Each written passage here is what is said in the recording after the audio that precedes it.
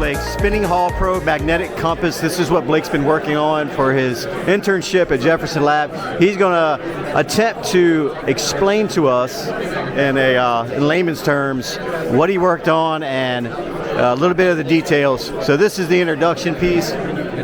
So this is the compass. What it does is it takes this DC motor and it spins what's called a Hall probe inside of this compass right here.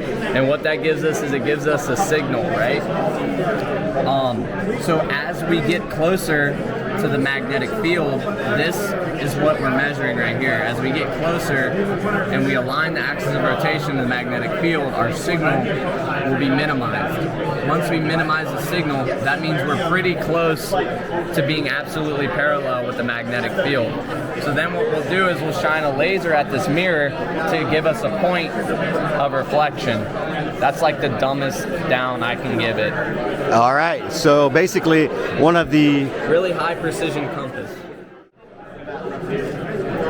So if you're really interested, check out that video. It's way more dumbed down than I was able to give in 30 seconds. Right. So accuracy and calibration was one of the things we had talked about before. It doesn't have to be calibrated. Is that one of the features that?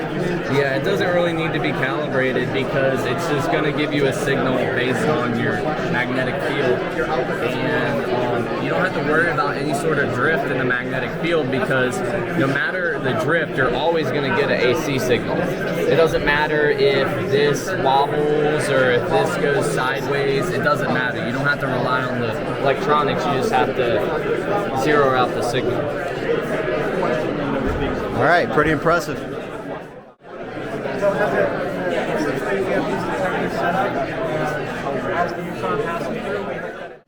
Innovation Lounge. All right, here we go.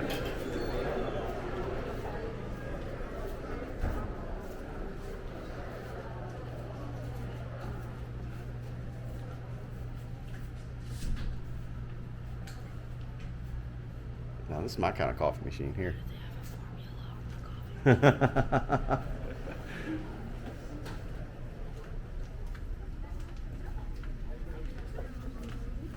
This is where they're having their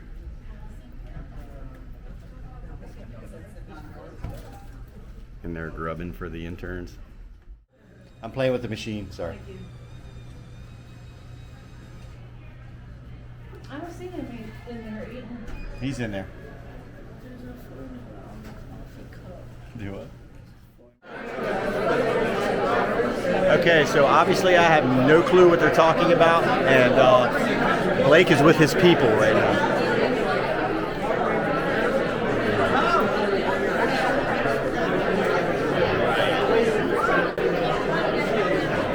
Okay, so this is my buddy Seth Hall. Just met him. He's going to explain to us dark matter in a way that normal people can understand. So this is his dark photon search with Apex project he worked on this summer at J-Labs, and I'll just let him kind of walk us through it.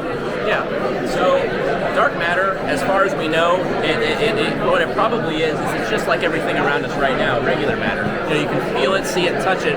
The only problem with dark matter is it's completely invisible. Light passes right through it without any problem at all. And so that makes it really hard to see, because how do you see something that, if I had dark matter in my hand, it would look just like this, because the light would just pass right through it off my hand. But, you know, we have no way of seeing it. So the Apex experiment and other experiments like it, the idea is scientists are really hoping that very, very rarely, every once in a while, that a tiny bit of dark matter will just suddenly switch into regular matter that we can see and touch and feel. And so the idea is that if you take enormously powerful electrons, about 12 billion times more powerful than the electrons that charge your phone, what will happen is that these electrons crashing into other normal matter will sometimes accidentally produce dark matter, just very rarely. And then our really sensitive detectors will be able to pick up signatures of that in the lab. But the thing is that scientists don't even know if that's possible at all. We don't know if dark matter ever turns into regular matter, but we're hoping to find signatures of it. All we know is that in galaxies and galaxy clusters much bigger than galaxies, very far out in space, it seems to be the case of that there's a lot of very heavy, invisible stuff that doesn't interact with normal matter at all. but we want to know if we can see it in the lab. And our only hope of doing that is if it very, very rarely interacts and changes into normal matter once in a while. And so that's the hope of the angle. Thank you.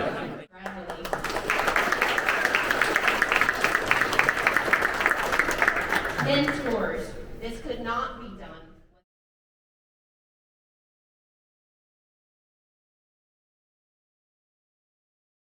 World's most beautiful theme park like never before, as local artists showcase immersive art installations and murals across our European villages. We are here at Busch Gardens again for the second time in like 3 days. This time we're breaking off, just Allison and I. We're going to hit some roller coasters, get some POVs. It's 100 degrees, so we don't know how long we're going to make it. Balmoral Castle just rolled up. Hopefully we get to see our buddy Pierce again. I think we're heading over to Apollo's Chariot, Pantheon.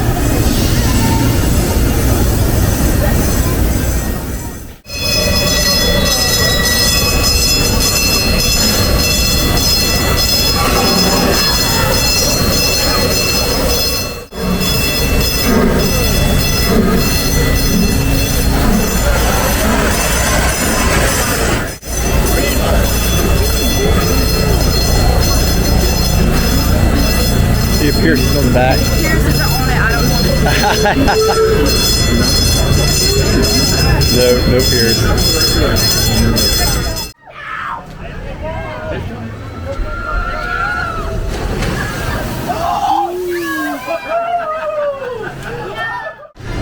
Okay, here we go. It's Apollo's Chariot time, ladies and gentlemen. Not left-handed. All right, here he goes. We met some new friends. Say hi. All right, Apollo's Chariot, POV. I believe this is totally illegal. See what happens here. Don't look, you're gonna get... Stop. Oh yeah, Cover them, look at the back. almost there. I'm